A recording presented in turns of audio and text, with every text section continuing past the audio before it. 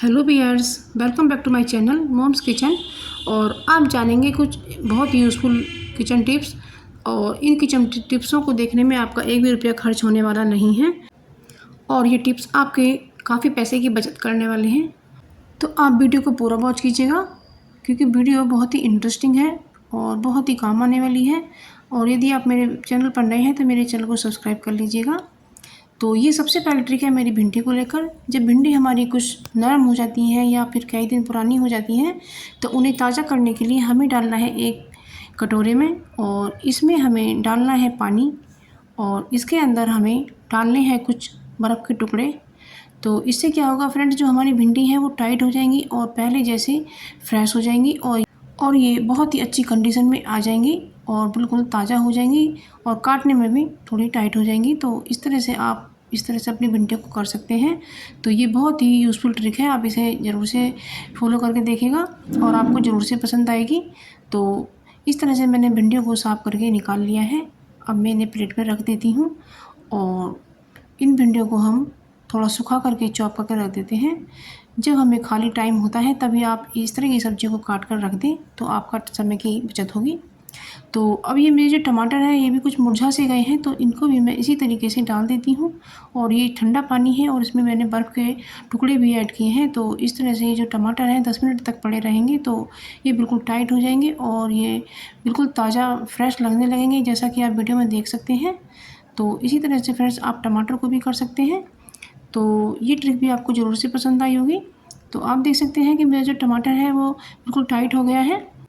तो चलिए अब नेक्स्ट टिप भी देख लेते हैं। तो ये जो चश्मे की डिब्बियाँ होती हैं खाली, ये हमारे घर पर कई कई रखी रहती हैं लेकिन इनका कुछ यूज़ हमारा होता नहीं है। लेकिन आज हम इन बेकार पड़ी चश्मे की डिब्बी का भी हम बहुत बढ़िया से यूज़ बताएंगे। ये जो हमारी सैंपल होती हैं तो इन्हें आप इसमें अच्छे से रख सकते हैं।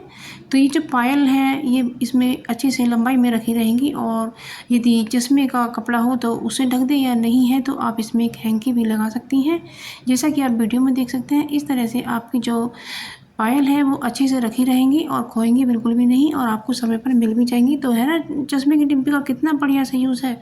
आप देख सकते हैं कितनी अच्छी तरह से रख दी गई हैं। तो है ना, डिब्बी का कितना अच्छा यूज़ है, ये भी आप करके देखिएगा। तो अब मैं दूसरी डिब्बी का यूज़ करके आपको बताती हूँ।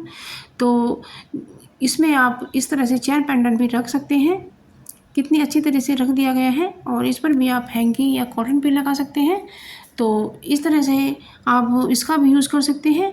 और ये जो आपके चैन पेंडेंट है बहुत अच्छे से रखा रहेगा, बिल्कुल भी टूटेगा फूटेगा नहीं और ना ही गंदा होगा। और इसके ऊपर आप इस तरह से एक हैंकी भी लगा सकती हैं। तो इस तरह से आप अपनी ज्वेलरी को भी इसमें रख सकती हैं। तो ये ज्वेलरी बॉक्स का भी काम करेगा। तो है ना, कितना यूज़फुल ट्रिक है इसकी। तो ये आप ज़रूर से फॉलो करिएगा। तो अब ये जो डब्बियाँ हमारी आजकल नमकीन में निकल आती हैं, जैसे शादी के डब्बे आते हैं उनमें अधिकतर निकल आती हैं, तो इन्हें बिल्कुल भी ना फेंकें। तो ये हमारे चांदी के रुपए हैं। तो ये जो चांदी के रुपए हैं जहाँ तहाँ पड़े रहते हैं और हमें मिलते नहीं हैं, तो इनको इस तरीके से आप रख सकती हैं। तो ये जो डिब्बी है ये बहुत अच्छी ऑर्गेनाइजर साबित हो सकती है। तो इस तरीके से फ्रेंड्स आप इन्हें रख दीजिएगा तो ये डिब्बी आपकी बहुत ही अच्छी ऑर्गेनाइजर साबित होगी। तो ये डिब्बी आप बिल्कुल ना फेंकें और इस तरह से इस्तेमाल कीजिएगा। तो अब हम जो चश्मे की डिब्बी है इसका एक यूज़ और बताते हैं। तो इसमें आप पेन पेंसिल की डिब्बी भी बना सकते हैं, यानी कि पेंसिल बॉक्स भी इससे बन सकता है। तो देख सकते हैं जो इसकी साइज़ की पेंसिल है वो आप इसमें रख सकती हैं।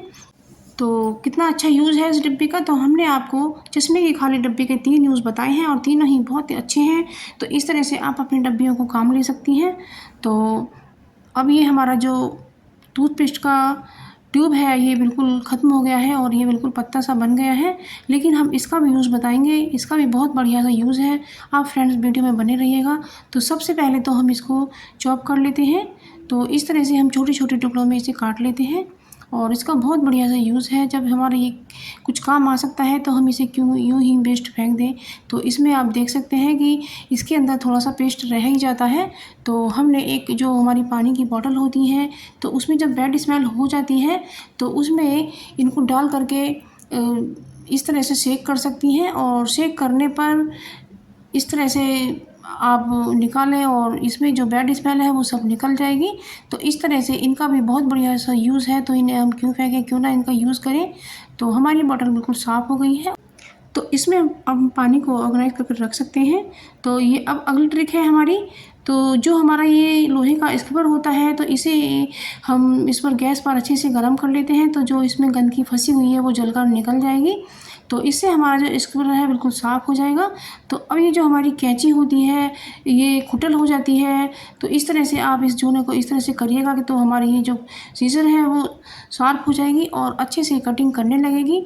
तो ये भी बहुत यूज़फुल सी ट्रिक है। और इसी जूने से यदि इस पर जंग लग गया है तो इस तरह से आप इसे मलकर साफ़ कर सकती हैं। तो अब ये अगली ट्रिक आती है हमारी। तो ये जो हमारे फ्रूट होते हैं जिनमें बहुत महक होती है, ये हमारी सेंध है। तो इसके अंदर भी बहुत ज़्यादा स्मेल होती है। तो जब हम फ्रिज में रख देते हैं तो इनकी स्मेल हमारे दूध में ज़रूर हो जाती है, या कोई और भी खाने पीने की चीज़ होती है तो उसमें भी हो जाती है।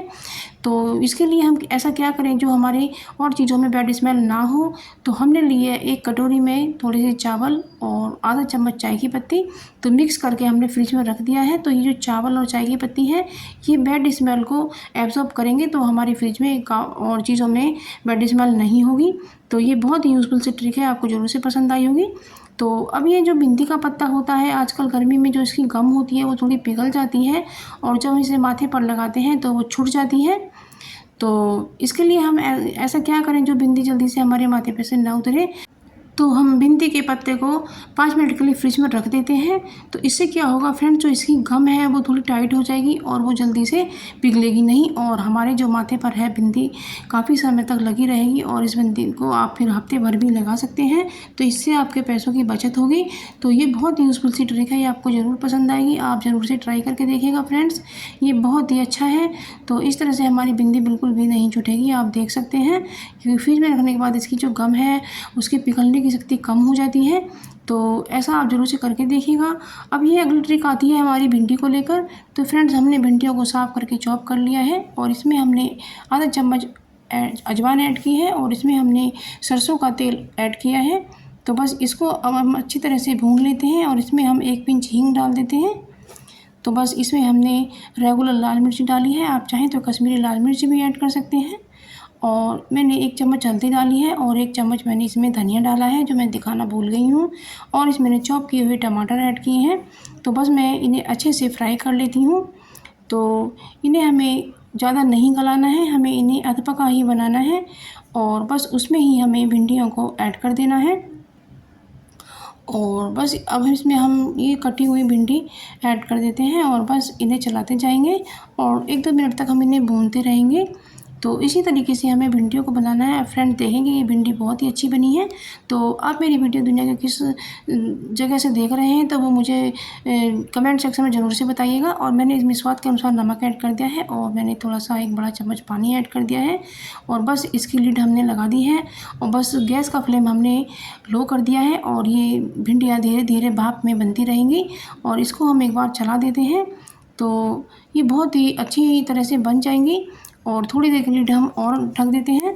तो आप देखेंगे फ्रेंड कि बहुत अच्छी भिंडियाँ बन जाएंगी। आपके पास धनिया और हरी मिर्च हो तो वो भी चॉप करके इसमें डाल सकते हैं। और गरम मसाला हमें इसमें ऐड करना है। तो ये भिंडी बहुत ही अच्छी बनी है।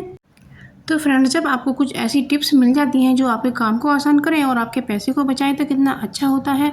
तो कुछ समय हम अपने लिए भी निकाल पाते हैं तो बहुत अच्छा होता है। तो फ्रेंड्स, मैं नई वीडियो लेकर आती रहती हूँ, आप ज़रूर से देखते रहिएगा। और आज के लिए बस इतना ही, मिलते हैं एक नई वीडियो में। तब तक के लिए bye bye, thank you for watching. जय श्री कृष्णा।